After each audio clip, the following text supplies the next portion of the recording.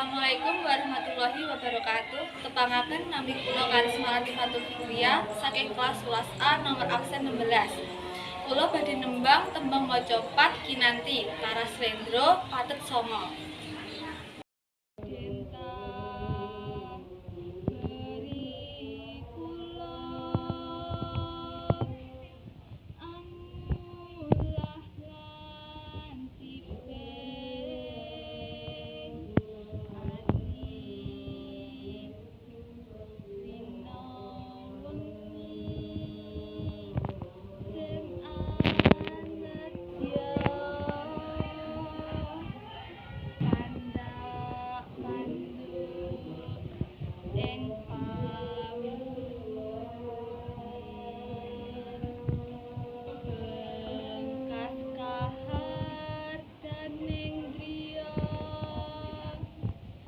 Supaya dadya